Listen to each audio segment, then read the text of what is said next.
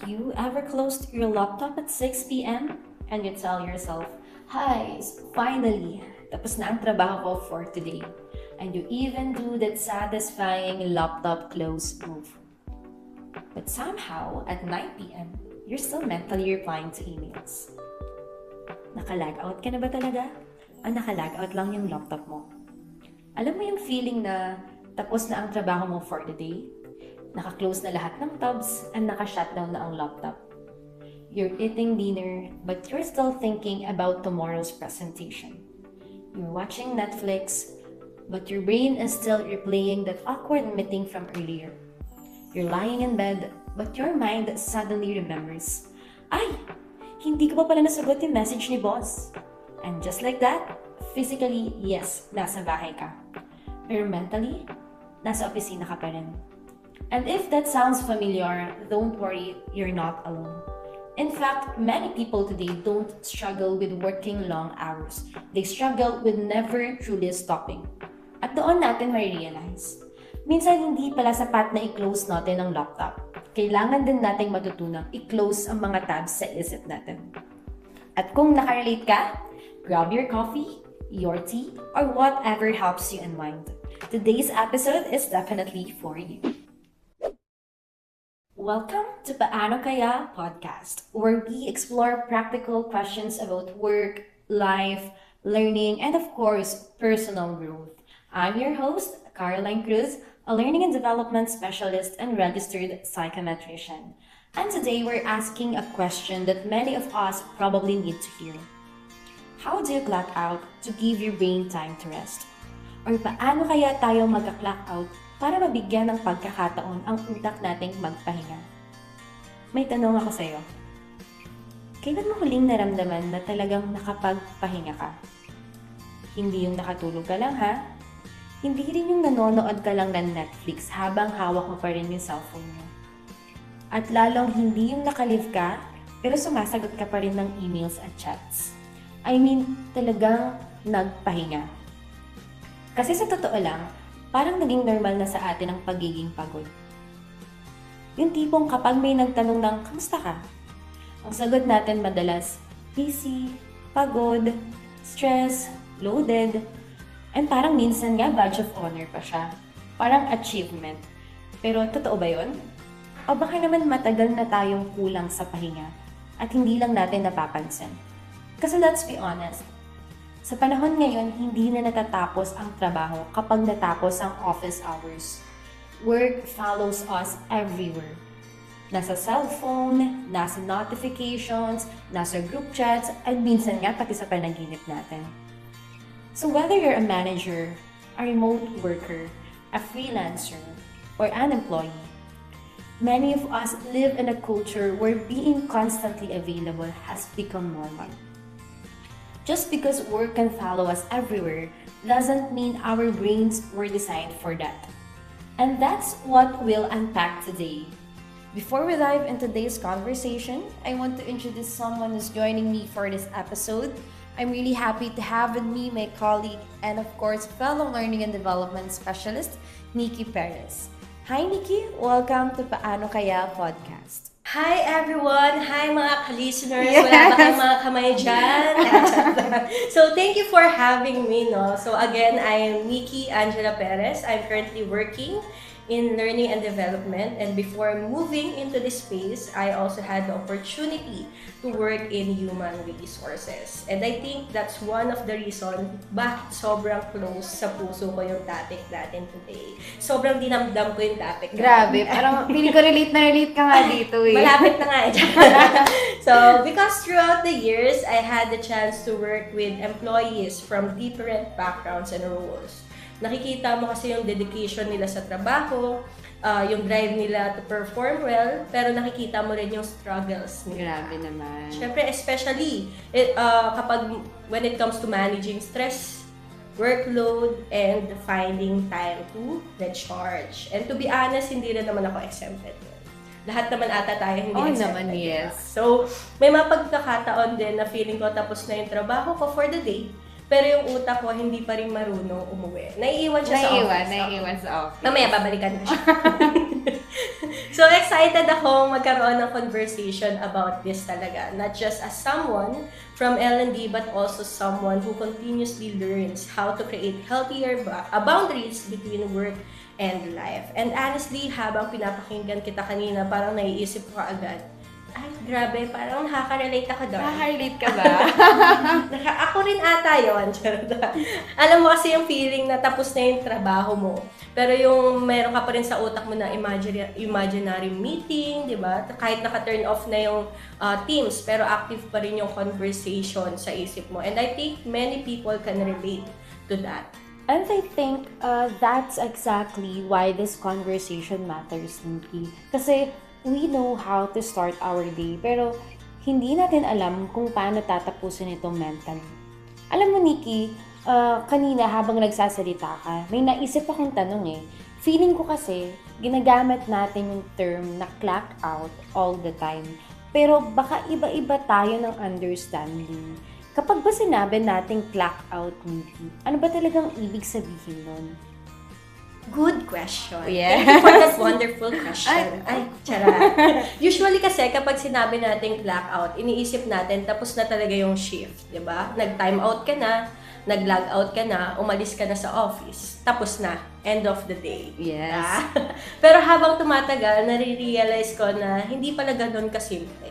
Kasi pwede kang umuwi, pwede kang nasa bahay, pwede kang nasa bakasyon. Pero kasi dala-dala mo pa rin yung trabaho sa isip mo. Hindi ka pa rin talaga nagka-clock out. For me, clocking out means allowing yourself to mentally disconnect from work. Not forever, ha? Dito walang forever. Walang forever. Oo. Not because you don't care, but because your mind needs a chance to recover. Wow, ang ganda naman nun. Kailangan magpahinga. Yes. Na mag-recover yung mind natin para makabalik tayo. Ang ganda, parang winner na to. I love that, Nikki, allowing yourself to mentally disconnect. Kasi feeling ko, yun din yung part na madalas nating nakakalimutan. We know how to stop working physically, pero hindi natin alam kung paano huminto mentally. At doon nagiging interesting yung usapan natin eh. Nagiging interesting na siya. Ngayon pa lang. Ngayon pa lang. Because actually, when we talk about clocking out, we're not really talking about schedules. We're talking about recovery. We're talking about, giving your brain permission to rest. And magpahinga talaga. Tama naman. Kasi one thing I've noticed is that people don't always struggle because they're incapable. Most employees are hardworking naman talaga. Most people are genuinely care about doing a good job. The challenge is that many of them never get a chance to recover. Diba? Kasi isipin natin kapag nagtatrabaho tayo, gumagamit tayo ng attention, energy. Yes, energy. Decision making, problem solving, emotional resources, parang cellphone, diba? Habang ginagamit, nauubos yung battery talaga. Kahit gaano kaganda ang phone mo, kung hindi mo i-charge, mauubos pa rin ang battery. And unfortunately, many professionals today are operating on low battery almost every day. Diba? Nalulubat. Kailangan nating i-charge yung mga sarili natin. Ilan na bang battery life mo ngayon? Mga 10%. Ay, 10%. Kailangan mo na mag-charge. Kailangan mo na mag-charge. I-recharge ko muna. Yes. And agree naman ako sa sinabi mo. And also, the scary part is, minsan nasasanay tayo, na-normalize natin. We normalize being tired. We normalize checking emails at 10 p.m. We normalize answering chats during weekends or during vacations. And we also normalize feeling mentally occupied all the time. Hanggang sa akala natin, normal na yon. Pero hindi siya normal. Our brains were never designed to be on 24/7. Taray, parang services lang natin, no? 24/7. Hindi pala tayo 24/7. And minsan, wala namang nagsasabing sumagot ka agad sa mga chats and emails during weekends or during vacations. Pero feeling natin kailangan eh. Parang may guilt feeling na nararamdaman tayo. And also may pressure. May fear na baka may ma-miss tayo. Tara, ayaw ma-miss. FOMO, no? Fear of missing out. And unti-unti, nawawala yung boundary natin between work and personal life. Tama ka dyan, no, Carol? Kasi minsan wala naman talaga nagsasabi sa atin na magtrabaho ka pa, gawin mo to, mag-message ka, mag-reply ka dito. Pero nasasanay kasi tayo. Parang feeling natin kailangan lagi tayong available. Wow! Always available. May nabasa akong quote kasi dati. Sabi niya, just because you're not working doesn't mean you're resting. At tumatak talaga sa akin yon kasi minsan akala natin nagpapahinga tayo, pero habang nagpapahinga tayo, nag-aalala tayo. Nag-overthink tayo, nagpa-plan tayo. Nagre-rehearse tayo ng mga conversation na hindi pa naman nangyayari. So, iniisip na natin yung mangyayari kahit hindi pa naman dapat isipin. Grabe naman yan. Ang ganda, sa quote mo na, saan mo nakita yung quote yan? Ang ganda naman. Parang nabasa ko lang sa may poste. Sa may poster. Nabasa ko lang. Ang ganda na, just because you're not working doesn't mean you're resting. Ang taray, word of the day. Wisdom from Miss Nikki Perez. Alam mo, Nikki, habang nagsasalita kami, naalala kong conversation na madalas kang marinig. May mga tao na nagsasabi, pagod na ako. Parang narinig ko. Parang narinig ko rin yan. Narinig mo din? Di ba, lagi may mga laging may nagsasabi, pagod na ako, I'm drained, I'm exhausted. Pero kapag tinanong mo kung ano yung ginawa nila buong araw, hindi naman sila physically exhausted. Hindi naman sila nagbuhat ng pagkabigat-bigat. At doon ka na-realize, baka hindi katawan nila yung pagod, baka yung utak nila. Oo nga, no? To think of it, kasi may mga araw na nakaupo ka lang, halos buong araw, pero pagdating ng gabi, ubus na ubus ka. Yung energy mo, wala na, di ba? Taray, parang pera ko, Ubus na rin. Ubus na din. Exactly, no? So, tama rin naman yung sinabi mo. And actually, may explanation talaga dyan sa pinapaliwanag mo or sa dinidescribe mo na yan, Nikki. You know, sa psychology, may concept tayo na tinatawag na mental load. So, mental load is everything you're carrying in your mind. Ang taray, no? Kala ko FB10 lang yung load na yan. Kaya pala nagahang, no? Oo, FB10 lang. FB10 lang. Mental load is everything you're carrying in your mind. Hindi lang yung ginagawa mo, pati yung kailangan mo ring tandaan, yung kailangan mong balikan, taray, may babalikan. Sana all. Sana all. Binabalikan. Binabalikan. Yung pinoproblema mo, and yung iniisip mong baka mangyari pa sa mga susunod na araw. Parang invisible to-do list lang. Yes, no? invisible siya. Exactly. Invisible to-do list. For example, may report ka sa Friday, may presentation ka next week, may mga bills, may family responsibilities, may errands, may side hustle, and of course, may life tayo outside of work. And minsan kahit wala kang ginagawa sa moment na yun, bit-bit mo pa rin silang lahat. At alam mo, Carol, talagang alam mo. Alam mo? Alam mo ba? Ito yung madalas nating marinig eh. May employee na sasabihin, pagod na ako. Taray. Tapos kapag tinanong mo, hindi naman siya physically exhausted talaga. Pero mentally, ubos na siya. Kasi hindi lahat ng trabaho ang dala niya. Dala niya rin yung pressure, yung expectation, yung worries, yung unfinished tasks. Lahat dala niya. Hindi lang mentally, hindi lang physically, pati mentally, pagod na talaga siya. Pagod na. Ikaw ba napapagod ka na din ba, Nikki? Lahat naman siguro tayo is napapagod, no, at some point. So, it depends on the, talaga, kung paano natin makakayanan yung pagod na yon. Ang taray naman, heart to heart talk naman talaga itong usapan na to. May gusto lang din ako i-share about dyan. So, alam mo dati kasi may mga employees ako nakakausap. Sinasabi nila na, Nikki, feeling ko hindi na ako productive. Hindi ko na lang papangalanan. Ay, nag-name drop pala dito, Hindi na. Pero syempre habang kinakausap ko sila, makikita mo na hindi naman sila kulang sa effort. Hindi naman sila tamad. Hindi sila walang pakialam. Pagod lang talaga sila. Pagod lang, no?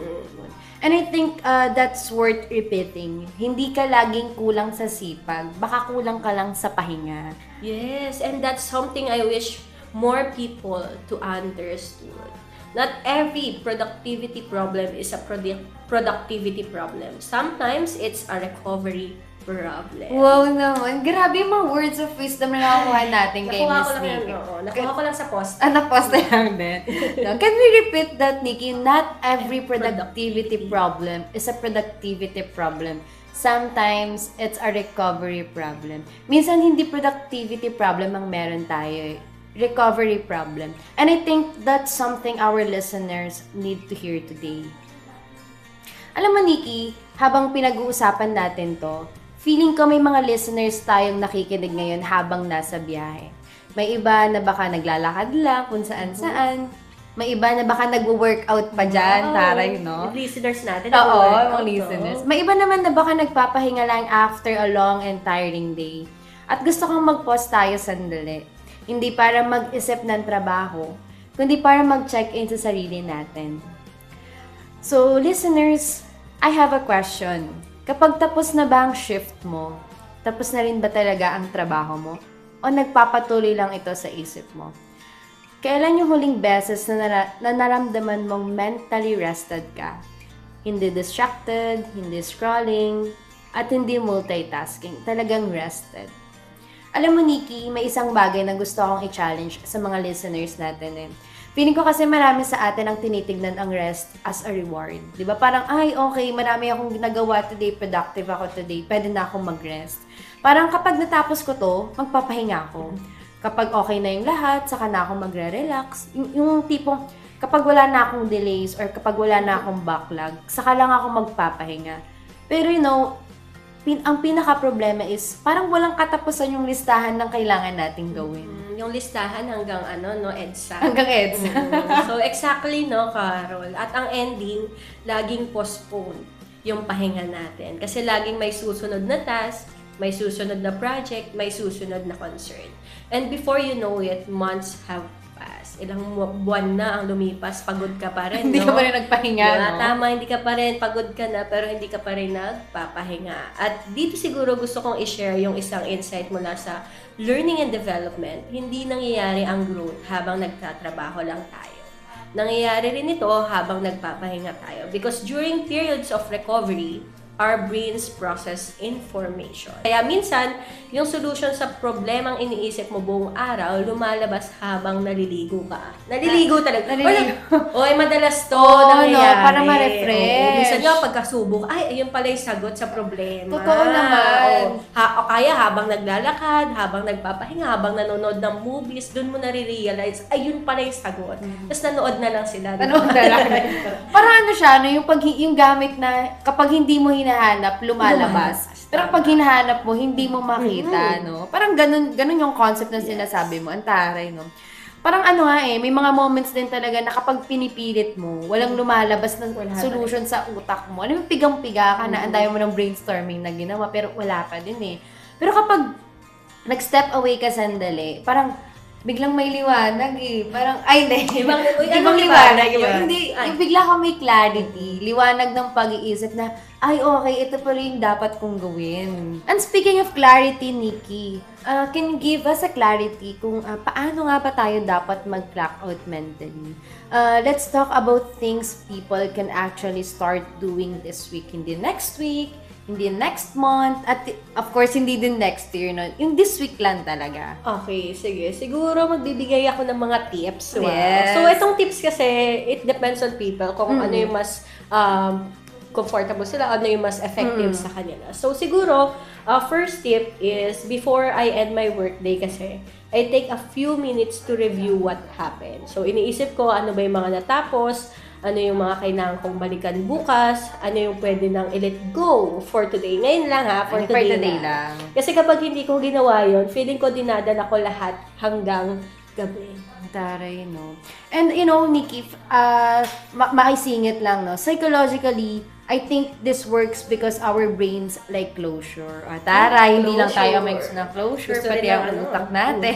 Gusto closure din. Oo, kailangan din ng closure, no? Kasi kapag may unfinished task, yung utak natin parang gusto pa rin siyang hawakan eh. Parang gusto pa rin siyang hawakan ng utak natin. Pero kapag naiisulat natin siya at may plano ka na para bukas, parang sinasabi mo sa utak mo na, okay, hindi mo na kailangan isipin to buong gabi. Maile-let go mo na siya. Wow. Yes. May closure na, no? Mamayang gabi, may closure. May closure Gagawin ko na yan. mamayang So, gabi. Sige, Nikki. Ano naman yung second tip mo for us? Yung second tip ko kasi, another thing that helps is creating a transition between work and personal life. So, especially sa mga remote workers natin dyan. Kasi minsan, 5 hakbang lang yung pagitan ng work at bahay. Nasa desk ka ngayon, tapos 5 minuto lang later, nasa dining table ka na, di ba? Ang taray, no? Walang transition dito, kakain na agad ako, di ba? So, walang signal sa utak na tapos na ang work. So, simple things help talaga. Maglakad, mag-stretch, magpalit ng damit, makinig ng music. Anything that tells your brain na okay, tapos na ang work. So, yun yung second tip natin. So, another tip is yung brain dump. Brain dump? Ang taray Brain naman. dump. So, isa ito sa mga favorite ko. Ang taray, favorite! Na-add to favorite ka. Kapag ang daming umiikot sa isip mo kasi, ilabas mo lang. Inilabas yung brain mo. Nilabas yung brain. Isulat mo tasks, ideas, worries, reminders. Because our brains are good for generating thoughts. They're not designed to store everything. Hindi pala siya storage, no? Oo, huwag nyo i-store lahat. Ilabas nyo rin, no? So, Ilabas. siguro ito yung another tip. Number 4. Taray, number 4. Can we talk about notification? Manage your notification. Mga notif Ayan. talaga na Yung mga yan, notif talaga yung nanggigising sa madaling araw. Charot lang.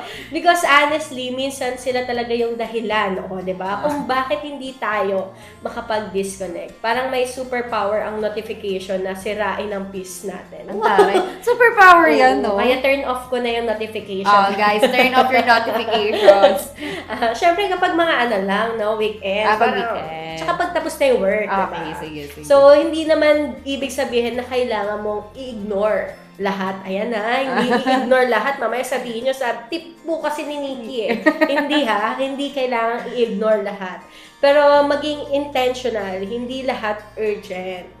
Hindi lahat emergency at hindi lahat nangangailangan ng immediate response. Wow naman. No? Kailangan maging intentional tayo. Mhm. And I think that leads us to boundaries. Di ba? Boundaries. Boundaries. A word that people often misunderstand and take for granted. To take for granted. Ang Yes. boundaries, ang boundaries. Ang boundaries. And finally, find activities that genuinely restore you. ganda. Ni-restore. Uy. Nag-transform. Hindi yung ginagawa mo dahil feeling mo dapat yun talaga yung nagbibigay ng energy. Whatever helps you feel like yourself again. Ayan, ibalik mo yung sarili mo. Hanapin mo yung sarili mo. Nawala? Oo. Nawala. Ikaw, Nikki, anong activities that genuinely restore you? Siguro, madalas kasi ako nanonood talaga ng movies. Ayun, pagpahinga talaga. Movies, watching movies, yung Wow. K-drama. Pero hindi mo naman hawak ang phone mo. Hawak ko ang beat. Hawak mo ang beat. Ayun ang dapat hawakan, hindi ang cellphone.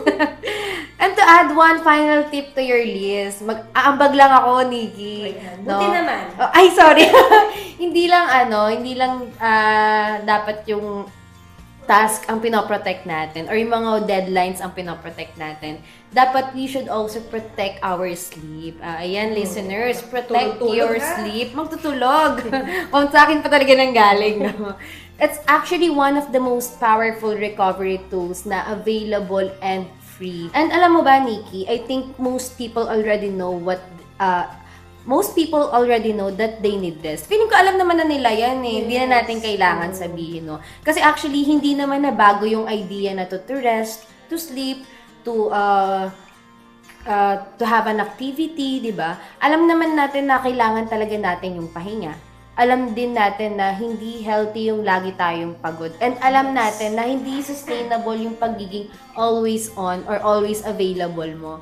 Pero minsan kasi ang challenge isn't awareness, no? The challenge is yung pinaka-action natin. Kasi kahit gaano kaganda yung mga napag-usapan natin today, walang magbabago kung hanggang pakikinig lang tayo. That's true, no, Carol. And I think that's why behavior change can be difficult talaga. Hindi dahil hindi natin alam yung dapat natin gawin, kundi dahil kailangan natin itong gawin intentional. Kailangan natin siyang i-practice one small step at a time. Wow! One small step Gano'n at ka a time. small? Gano'n. Small lang, mini lang. One small step at a Yes, time. it's still a progress naman. Yes, no. Tama naman, Nikki. Hindi naman natin kailangan baguhin agad yung buong routine natin bukas. Hindi din natin kailangan maging perfect. Yes, wala namang perfect sa perfect. atin, di ba?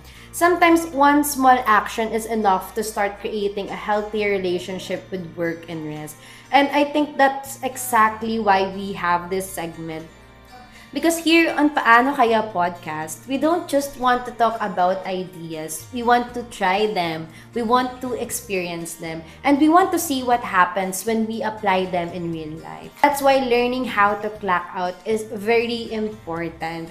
Because when we don't, work quietly starts occupying spaces that were meant for other things. Spaces meant for family, for friends, for hobbies, for joy, love, joy, hope, Love, joy, hope. for joy, for rest, and for simply being present. It's about being fully present where you are. When you're working, di ba? Pag nagtatrabaho, trabaho ka. When you're resting, pahinga ka talaga, di ba? When you're with people you love, you're actually with them. Not only physically present, but also mentally present, di ba? Yes, tama. Wow. Before we end today's episode, Nikki, what's one thing you hope our listeners remember from this conversation? So, ang gusto ko lang naman, Ay. ibahagi sa mga ka-listeners natin dyan, no? I think it's this. Hindi mo kailangan maging available all the time para maging valuable. At hindi mo kailangan patunayan ang worth mo sa pamamagitan ng pagiging laging busy. Hindi mababawasan ng value mo dahil lang pinili mong magpahinga. In fact, minsan ang pagpapahinga ang isa sa pinaka-healthy at pinaka-responsableng bagay na pwede mong gawin para sa sarili mo. Wow, grabe. I love that, Yes. diba? At baka yun talaga yung reminder na kailangan nating marinig for today's episode, for today's video, no? Ang pahinga ay hindi katamaran. It's not laziness. Ang pahinga din it is not a weakness. At ang rest ay hindi lang reward para sa pagiging productive. Hindi porket hindi ka naging productive today, hindi mo na deserve mag-rest. Rest is actually a biological necessity, a psychological necessity. So this week, before you end your workday, ask yourself, naka-log out na ba talaga ako? O laptop ko lang? Again, thank you very much, Nikki, for joining us for today's episode. Thank you for having me, no? This was such a meaningful conversation, no? Sana maulit. Ulitin natin. Ulitin. From the start. From the start. Thank you very much, mga ka-listeners. And again, Nikki Cutie at your service. Wow! Again, everyone, thank you for listening. And if this episode resonated with you, share it with someone who might need this reminder today. Until the next time, this is Paano Kaya Podcast. Take care of your work, but more importantly, take care of the mind that's doing the work. Bye, everyone! Bye!